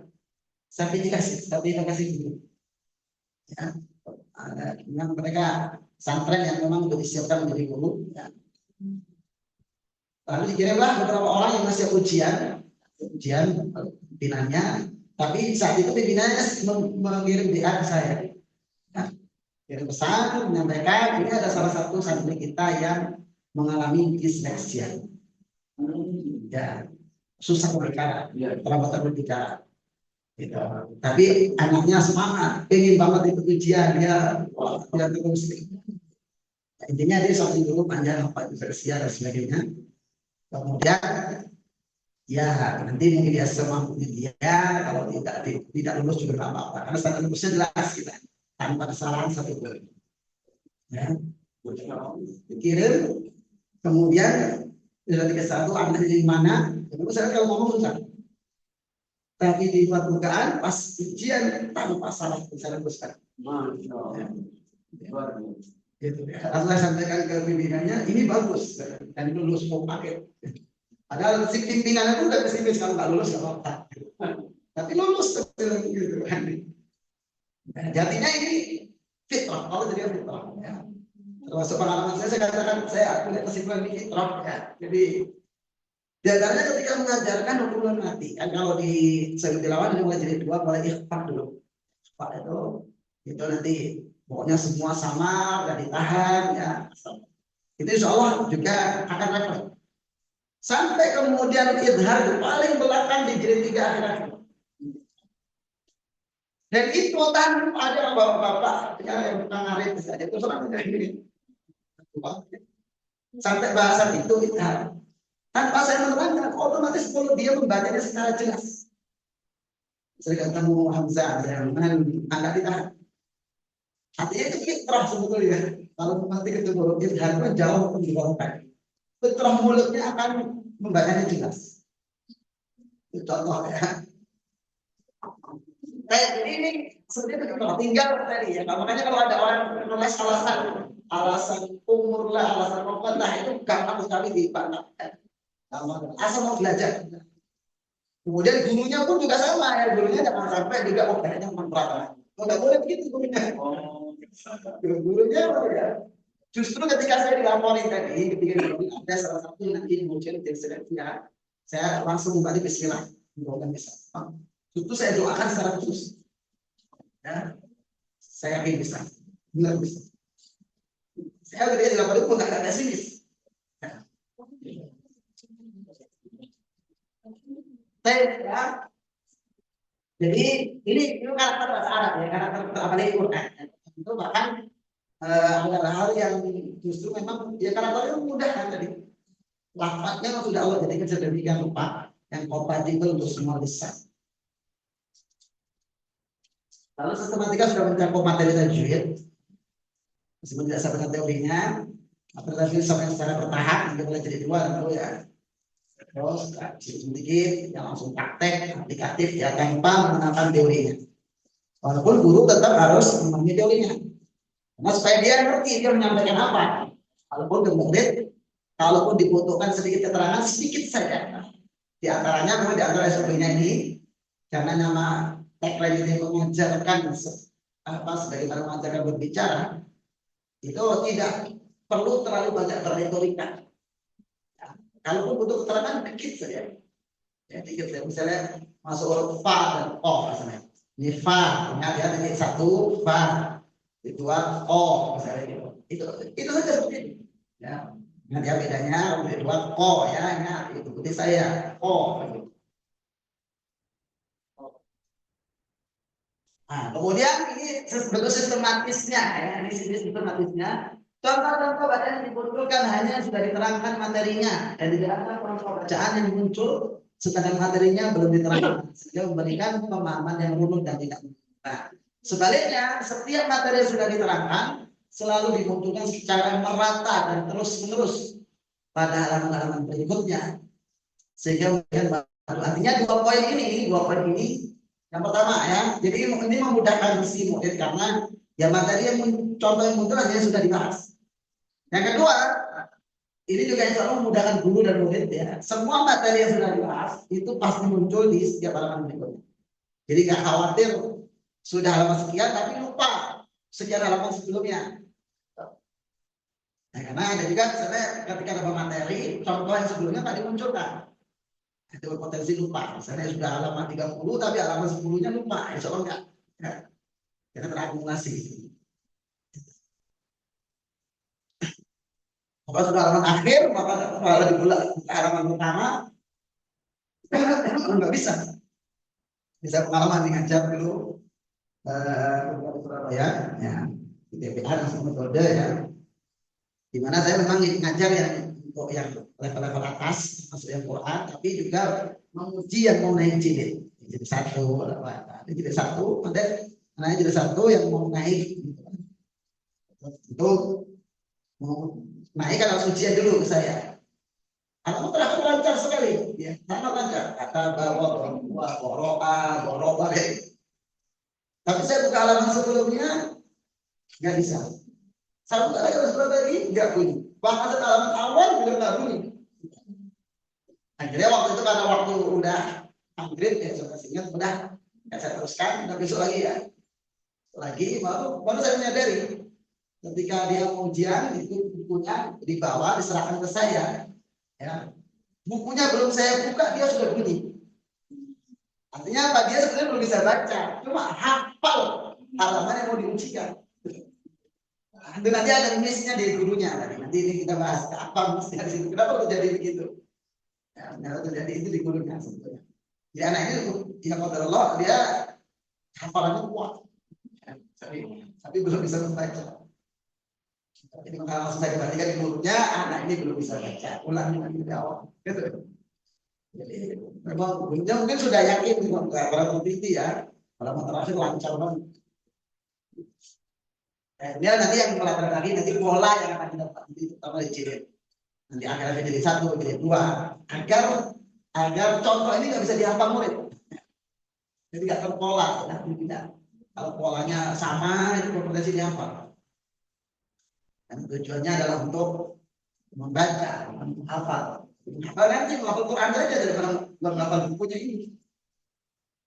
Maka tentu ini dengan sistematika tersebut, ya seperti ini, maka guru cukup memahami sistematika dan mengikuti sistematika tersebut serta mengingat dan konsisten dengan setiap materi yang sudah disampaikan.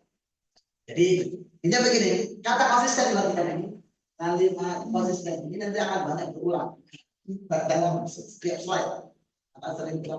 Maknanya begini ya, jadi ketika misalnya guru sudah menyampaikan satu materi, apa ada huruf, atau nanti di jilid 2 ada materi tajwid, misalnya tasdid, yang harus ditahan dengungnya, ya guru harus konsisten, tidak boleh membiarkan murid itu tidak melakukannya. Misalnya non tasdid sudah dibahas, tapi ada contoh misalnya minal jinnati, nggak dia tahan, minal jinnati, itu guru nggak boleh membiarkan. Mungkin kadang gurunya harus cepat selesai aja, nggak boleh. Ya, biarkan nggak boleh. Karena konsisten. Bahwasanya materi yang muncul itu pasti materi yang tidak ada dan harus diterapkan. Ya. Dan ini semua disampaikan dengan pendekatan contoh dari guru atau karakter dan kebiasaan dengan latihan, sehingga murid dapat membaca dengan benar tanpa banyak.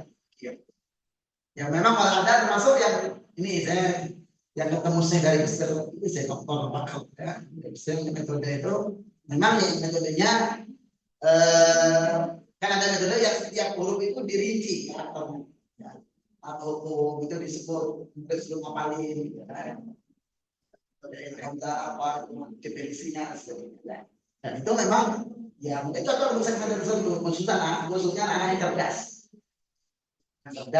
memang. Nah, ini menarik misalnya kayak mendefinisikan kan ada yang kemudian didemonstrasikan dengan misalnya apa itu adalah ini gitu ya.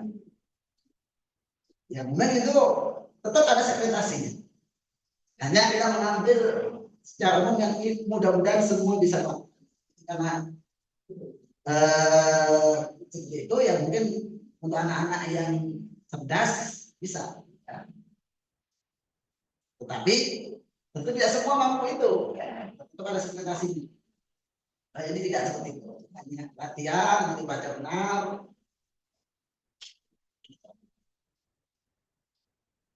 Kemudian karakteristik guru, ini penting. Ini sebagai karakteristik guru ya, untuk bikinnya jadi ikhlas, seperti saya bilang tadi, karena keutamaannya, memiliki semangat yang tinggi dan memahami keutamaan belajar dan mengajar Al-Quran. Bahwasanya mengajar ngaji itu ada sebuah keistimewaan. Adalah pilihan yang memang kita pilih secara sadar karena keistimewaannya, bukan pilihan karena belum ada pilihan lain. Ini apalagi sebagai aktivis dakwah, ini adalah lahan dakwah yang luar biasa dan merupakan pendekatan dakwah yang selama ini untuk orang Indonesia cukup efektif.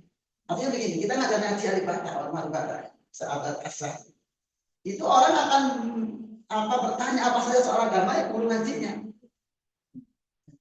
tanya tentang sholat, apa kita suruh sholat nurut, kita suruh ini nurut, gitu ya.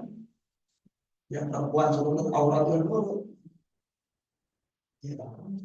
Jadi saya sedikit ceritanya di antara dulu metode dulu saya buat sekitar tahun 2009 ya, dari awal-awal saya bikin nikah. Itu saya diminta dari sebuah perkantoran di Jakarta ya, Senayan, perusahaan asing, perusahaan minyak asing. Jadi itu, tapi istimewanya ini program haji ini bukan program masjid ya, bukan program apa rohis masjid bukan, itu program kantor, program SDM ya, sehingga belajar ngajinya itu di ruang meeting. Ya, ruang meeting itu programnya dari masjid, dari perusahaan asing, ya perusahaan Amerika, ya, perusahaan asing, tapi itu difasilitasi semua agama. Ya, semua saya masih ingat betul ya karena waktunya barengan. Jadi di sini ruang meeting saya ngajar ngaji, sebelah saya Pak. Jadi memang dengan berbagai karakter ya, orang di situ belum belajar ngaji ya, termasuk ibu-ibu yang masih belum tahu Allah, setidaknya waktu ngaji dia belum tahu Allah kan gitu. Tapi ya alhamdulillah karena dia merasa kalau setiap ngaji harus Allah jumpa apa rokok lagi dengan dipakai terus gitu kan. Akhirnya dipakai terus gitu. Gitu. Akhirnya alhamdulillah dipakai terus gitu kan. Jadi alhamdulillah minimal ya setelah ngaji itu semua yang awalnya belum menutup Allah dengan Nabi itu semuanya sudah berubah dari ngaji ya. Ya, termasuk yang lainnya, termasuk minta fatwa itu pasti guru ngajinya. Ini adalah lahan dakwah. Ini kita sebagai tempat pembinaan apa masyarakat ya pada ngaji ini kita bisa minta. Maka tentu di sini perlu ya guru ngaji pun tetap harus terus belajar ya kita dengan ilmu. Jangan sampai guru ngajinya ditanya ini murid sudah siap nih menerima fatwa guru ngajinya. Nanti guru ngajinya ngerti ya, itu sayang. Kalau kita terus belajar terus nanti karena khairukum man ta'allama al-Qur'an wa 'allama. Kan kalau disebut dalam surat Ali Imran ini akhir ayatnya sangat populer ya. Apa? Walakin rabbaniyina bima kuntum tu'allimuna kitaba wa bima kuntum tadrusun. Ini poinnya saya terima kasih. Kata terakhirnya. Bima kuntum tu'allimuna kitaba wa bima kuntum tadrusun al-Imran. Itu kalau kita buka tafsir Mukatsir dari kalimat itu, tu'allimuna kitaba, kalian mengajarkan Quran, wa bima kuntum tadrusun dan sebagaimana kalian belajar. Apa kata Ibnu Katsir itu beliau bahkan mensyaratkan wa yang bagi ajakuna muallimul Quran faqihan. Hendaklah seorang guru Quran itu faqih. Sampai begitu. Seorang guru Quran juga seorang yang faqih, yang paham agama. Ya, sampai kita bisa mengajarkan Quran, tapi kita juga faqih secara agama. Itu dasarnya itu soal Al-Quran tadi. Ya, walakin kunu rabbaniyina bima kuntum tu'allimuna kitaba wa bima kuntum tadrusun. Jadi itu sebuah peluang dakwah yang luar biasa. Ya. Jadi orang di samping yaitu poin di Quran itu sendiri bisa membaca Quran, tapi juga ini karakter masyarakat kita alhamdulillah ya, cenderung nurut sama guru ngaji. Jadi minta fatwa sama guru ngajinya. Sampai ini sedikit cerita ya, sering aja. Saya pernah mengajar di Depok, dia mantan pejabat tinggi, seorang pejabat tinggi pensiun ya, belajar dari nol. Pejabat tinggi di rumah pun beliau orang yang ya dia pandangan keluarganya orang yang sangat ditakuti lah, ya, sangat otoriter. Bapak ini si bapak ini pokoknya enggak pokoknya gitu ya, pokoknya sangat takut. Orang dia punya mantu seorang sekarang Polda ya, misalnya Kapolri di mantu. Jadi ada satu anaknya yang pengen nikah. Si bapaknya ini belum ngasih izin. Kemudian keluarga itu gimana supaya bapak ini mau gitu ya. Si ibu justru si mantunya yang polisi ini kan nggak tahu kalau akhir ya cerita ke saya masih sering tabes ya di Jawa Timur. Dia menyampaikan harus siapa orang yang paling ditakuti bapak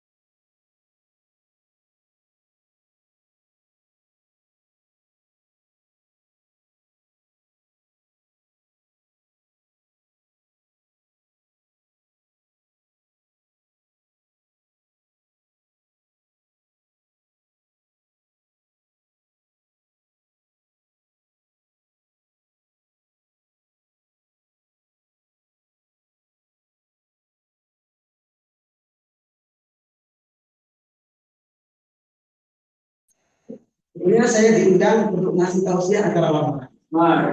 Jadi, nah, ternyata di balik itu, si ibu ini cerita lagi ke saya. Sepulang itu bapaknya langsung, aku habis dimarahin sama Pak Ustaz. Jadi langsung udah apa namanya? Nah ini pengalaman jadi fakta ya, itu dari banyak terjadi. Ya, itu menjadi dakwah harus dimanfaatkan. Guru ngaji tetap harus terus belajar. Betul ya, mana harus terus belajar. Ini jangan sampai juga jangan sampai ngasih fatwa muda ya. Gitu. Jadi artinya sih murid ini sudah siap nurut.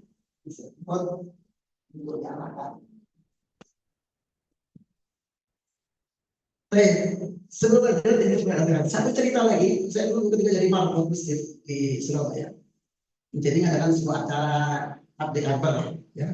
PHBI undang penceramah kondang yang dicapai sangat padat sekali di ceramah ini, termasuk undang seorang Qori juara nasional ya. Itu acara tersebut karena terbesar. Qadarullah si dai ini kondang ini datang terlambat karena dia udah orang masih di sini sono orang di sini terlambat karena kosong. Qori udah tampil karena masih kosong. Akhirnya gimana ini masa kosong gimana? Akhirnya si Qori itu selalu maju untuk ngomong, untuk ceramah. Tapi tidak sepatah kata pun keluar. Sayang banget. Orang udah lanjut dengan bacaan dia, tidak ngomong. Tidak sampaikan apa yang dia baca tadi di sini. Ya Pak. Akhirnya ya udah kosong dia suruh maju udah. Akhirnya turun lagi. Saya berbagi sini ya. Kemudian kamu membacakan dengan baik dan benar, itu boleh. Ya, tentu karena ini menjadi wujudkan bacaan murid. Menguasai teori tajwid, ya, tadi situ sampai 3 memang tidak diajarkan teorinya, tapi harus menguasai. Lebih-lebih di jilid 4 ya, jelas sudah mengajarkan teori. Nah, lalu kemudian memahami karakteristik persatuan tengah, yang kita bahas tadi. Lalu menguasai sistematika dan metode pengajaran buku panduan tilawah atau sebagai tilawah. Artinya ini yang sedang kita kerjakan sekarang poin ini saja. Ya, kita laksanakan. Kemudian poin berikutnya tentu harus apa? Ya. Auju bukan A'udzu billahi minasy syaithanir rajim.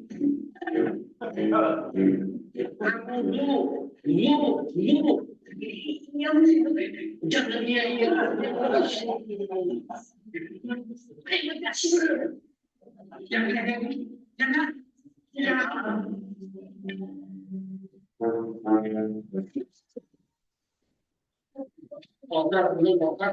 macam bokar,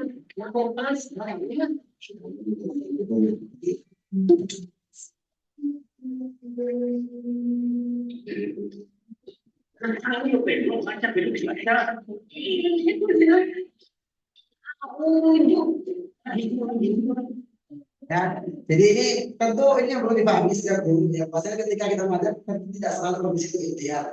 Semua guru langsung bisa. Ya. Jadi itulah juga apa sistematika ini. Ya. Kita orang semuanya pintar. Ya. Apalagi kalau kita ke daerah kampung. Ini dasar wasbir nafsaka ma'al ladzina yad'una rabbahum bil ghadati wal 'ashyi yuriduna wajha al-kafir selalu kita baca hari Jumat. Wala ta'mu 'ainaka 'an turidu zinatal hayatid dunya wa ta'a man aghfalna qalbahu 'an dhikrina wattaba'a hawahu wa kana dan bersabarlah engkau wahai Muhammad bersama orang-orang yang menyeru Tuhan pada pagi dan senja dengan mengharap keridhaannya. Dan janganlah kedua matamu berpaling dari mereka karena mengharapkan berdasar kehidupan dunia, dan janganlah engkau mengikuti orang-orang yang hatinya telah kami lalaikan dari minat kami serta menyawa nafsunya dan keadaannya sudah. Jadi salah satu musuhnya kan ketika Rasul diejek orang-orang kafir ya, yang ikut orang-orang yang marginal gitu ya, miskin maksudnya. Tapi mereka tulus, mereka ingatkan wasbir nafsaka ma'al ladzina yad'una rabbahum bil ghadati wal 'ashyi yuriduna wajha. Ingatkan wala ta'du 'ainaka 'an turidu zinatal hayat. Paling karena kepentingan dunia para perhiasan dunia. Ya, jadi orang-orang yang awam datang itu mereka lebih tulus belajar. Ya butuh sabar aja. Memang tantangannya ya kadang nggak selalu langsung mulus ya langsung ngerti ya. Akan bisa ketemu yang aneh-aneh. Ya.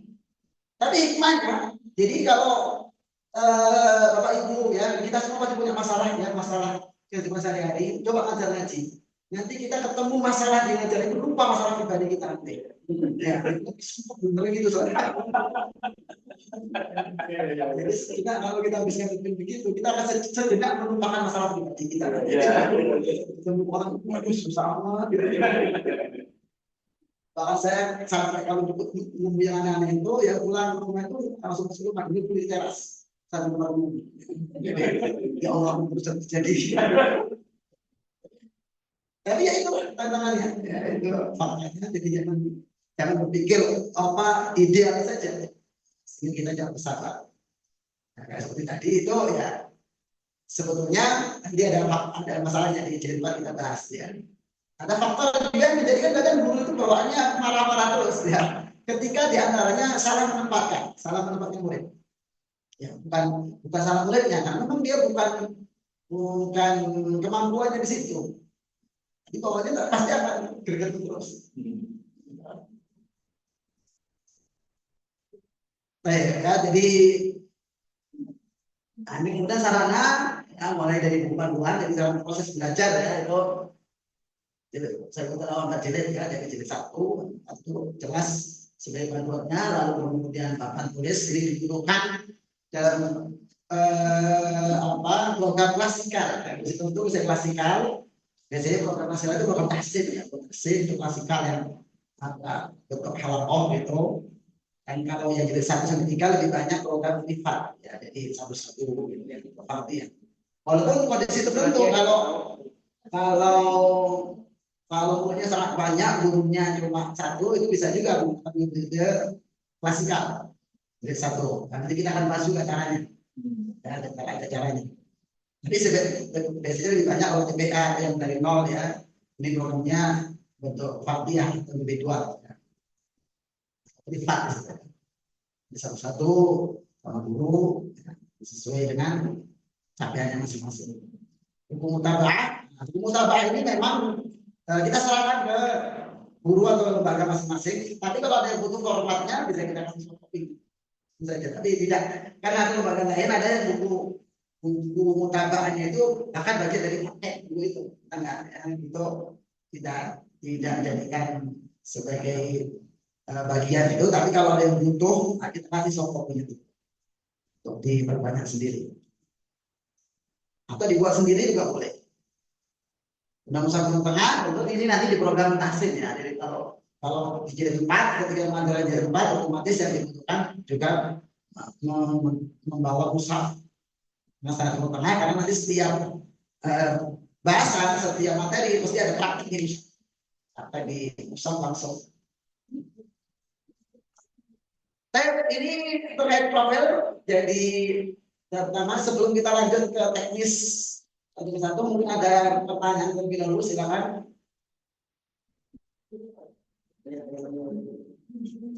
Saya ada yang bertanya dulu.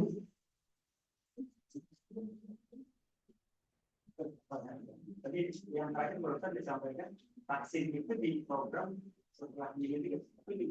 Ya, tapi begini ya. Kalau yang kita ada dari awal dari 0 itu nanti tidak setelah jilid 3. Jadi setelah jilid 3 kan dia program terus dulu. Jadi tilawah dari awal disimak oleh buku, sebelum menyimak proses awal. Lalu nanti bisa kalau untuk anak biasanya idealnya ya setidaknya dia harus tahun ke depan menghatamkan Quran dulu, baru kita konversi. Atau jilid 4 bisa langsung kita gunakan untuk konversi. Ya, untuk yang memang segmentasi yang sudah bisa baca tapi masih belum sesuai, nah, itu langsung konversi. Walaupun nanti perlu kita klasifikasi karena pengakuan bisa baca ini juga kualitasnya beda-beda. Nanti kita akan klasifikasi di pembahasan 4. Caranya bagaimana mengatasinya. Otomatis yang mengaku ya, ini dalam satu kelompok misalnya satu majelis ini itu kan juga kemampuannya walaupun semua mengaku bisa baca Quran, kan kemampuannya boleh dari kita, itu bisa kita kasih juga dari kita langsung. Jadi kalau yang mengaku bisa baca tapi memang sangat berat, memang nanti rekomendasinya nggak langsung. Tapi yang minimal sudah bisa, walaupun masih banyak kesalahan, baru langsung berkoneksi gitu. Atau yang dari awal dari nol itu nggak perlu maksud ya. Apalagi untuk anak-anak ya. Kalau dewasa mungkin ya bisa juga di pertengahan dia kurang terus. Saya kata gitu. Ya, silakan Bu. Saya menanyakan terkait dengan sebaiknya di tahap sudah belajar beberapa pakar kita melakukan apalagi dulu karena mungkin ada orang yang penasaran banget dan dia kayak dibetulnya sulit banget gitu Ustaz. Tapi ketika kita buka ilmunya ternyata mulai paham gitu sesuainya di Kalau untuk pengajaran di buku ini sudah dari awal berupa contoh langsung. Jadi kita akan bahas dari contoh itu artinya nanti insya Allah di saat pembahasan teori itu nggak sulit. Tapi bahkan dari awal itu sudah walaupun standarnya harus sempurna, tapi setidaknya harus bisa membedakan. Misalnya contoh kita mengajarkan antara da dan da, nanti satu halaman da. Juga saya kalimatnya kita lihat saya lidahnya keluar, da seperti ini dia, da insya Allah bisa. Ya, termasuk fa yang katanya orang Sunda nggak bisa, katanya fitnah gitu ya. Itu bisa. Ya, soalnya saya hadapi orang-orang Sunda kan, menurut saya. Ya. Jadi kita yang kan caranya begitu. Jadi memang walaupun ada standarnya nggak harus langsung sempurna, tapi beda karena sa, so, tapi itu dari nanti ada prakteknya dari awal. Tapi standar awal itu nanti adalah kemampuan. Itu nanti disempurnakannya ketika diproses. Tapi insya Allah nggak pengalaman saya ya, itu nggak yang jauh banget gitu. Nah, insya Allah nggak seperti ya, lupa. Jadi, tapi sekali lagi kembali ini saya lihat kembali duluan ya, sampai enggak. Seperti saya sebut tadi ya, ini satu karakteristik atau keistimewaan Al-Quran yang Allah sampaikan kepada dia sama Al-Quran itu 40 semua mulut. Ya. Memang di sini diputuskan guru. Kenapa bunyinya begitu? Misalnya contoh pada sama saja. Contoh ini kan ya harus memang butuh pengalaman ya. Kita bisa mendeteksi suara itu ya. Sebagaimana orang teknisi otomotif mobil dengan suaranya saja bunyi kelotok-kelotoknya seperti apa dia tahu penyakitnya. Nah itu memang pengalaman ya. Kalau tek dia tahu. Nah itu guru juga sama. Kenapa begini demikian? Misalnya contoh sederhana, kenapa sebenarnya pada usia ini damu? Kalau kita tahu, karena itu karena lidahnya langit-langit. Harusnya ujungnya di pangkal gigi, misalnya nggak mudah. Dan itu contoh ya. Nah, dari suara kita bisa cek. Misalnya kenapa berbunyi do misalnya. Jadi dan yang ditebalkan. Ya karena masuk itu kan sisi dan gerahan dan ujungnya akan nempel ke langit-langit dengan lembut. Tapi kalau ujungnya ditekan akan berbunyi yang tebal. Atau do. Karena ujungnya ditekan. Nah, kita harus sampaikan jangan ditekan ujungnya. Nah, itu kan kemampuan guru ya. Jadi, tapi faktor penting guru nggak boleh.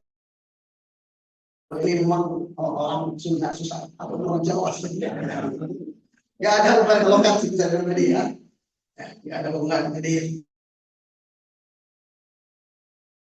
Jadi yang wajar memang orang di dunia tidak. Ya, selama dia ngomong normal aja, ya, kecuali yang tadi ada kata itu ya udah, kalau nafsarilah bisa, ya selalu bisa. Ada banyak faktor yang lain ya, hanya faktor yang lain yang kadang-kadang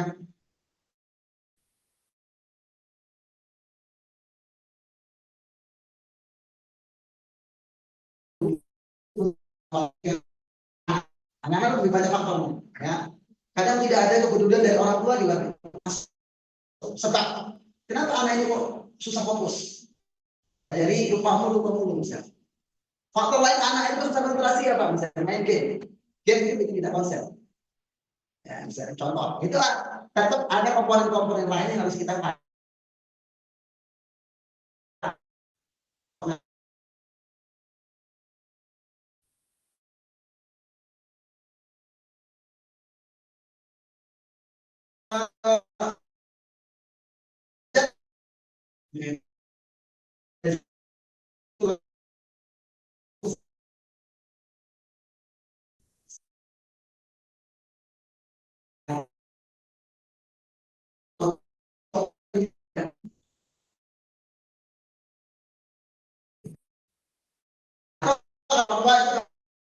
pikirannya banyak. Makanya kalimat fokus itu sering harus saya ucapkan. Fokus, jangan mikirin yang lain. Ya, gitu. Jangan mikirin yang nggak tertulis. Baca yang tertulis yang saya itu. Itu kalimat itu gitu. Ada faktor yang harus dipahami. Ya. Tapi insya Allah ya sepanjang ngomong normal semua bisa. Hanya kita perlu memahami faktor-faktornya. Yang punya pesimis orang tua kadang biasanya faktornya udah pesimis dulu. Itu juga harus ditumbuhkan semangat itu. Saya ada lagi kan metode ini sistematis. Ya. Apakah berarti memang harus mengajar dari jilid atau bisa masuk di jilid berapa pun ya kalau yang dari awal ya dari semester 1 ya ya dari nol atau ya, konversi maksudnya dia pernah belajar metode lain ya kita tinggal lihat kemampuan dia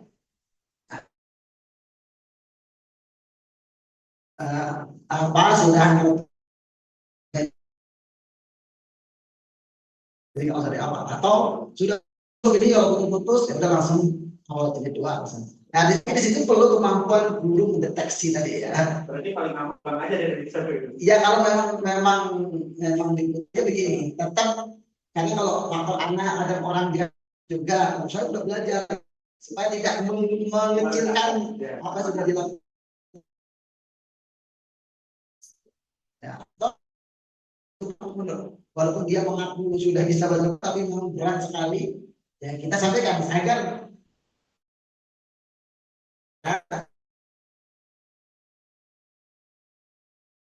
gitu hanya supaya dia nggak merasa ngulang lagi gitu. Padahal dulu yang tahu kemampuan realnya jadi dia nggak harus hanya tetap perlu kemampuan real baru jadi kita seperti tadi saya bilang kemampuan masalah tadi saya bilang ya jadi kalau masih suka salah harokat ya jangan masuk banyak pendek berat ya kayak gitu nanti makin luas gampangnya.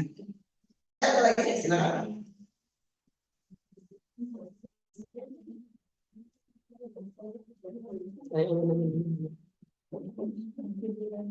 Ada 2 ya.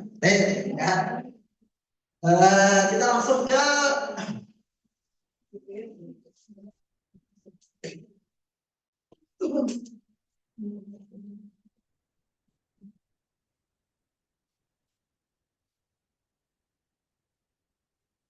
Mau coffee break jam berapa, Sir? Ada coffee break tak? ya. Atau lebih ada bicara 10 menit. iya, biasanya 10 karena 3 mulainya jadi biasanya kalau tapi kita break dulu 10 menit ya di dalam 10 jadi 10 kali dikit nanti jam 10 ada 13 atau 12 menit kita nanti kembali langsung ke teknis pengajaran. Tadi kan baru ngomong ada teknis pengajarannya kita bahas setelah break sebentar kita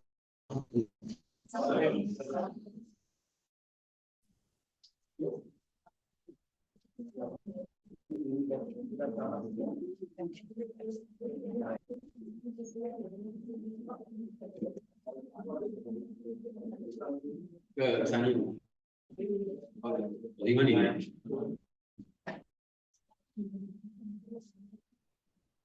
Ya, terima kasih sesi 1 tadi. Coffee break ini Ahwat ada di dalam kamar, yang Ikhwan ada di sebelah kanan sini ya. Ya. Jadi tempat wudhunya yang Ikhwan juga ada di sebelah kanan Ahwat di dalam kamar, toilet kamar ya. Nanti akan mulai lagi lewat. Terima kasih.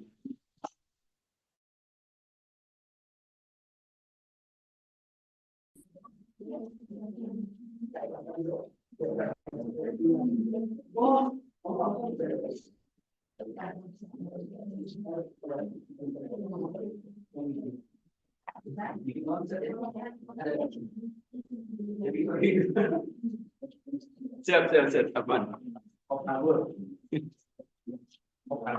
Ya. Ayo bapak-bapak ini yang mau beli kopi ada di luar, maksudnya di tengah ada. Tadi. Kenapa? Oke. Bisa kenapa pakai? Ya, masih ada kan? Ya, tapi masih ada.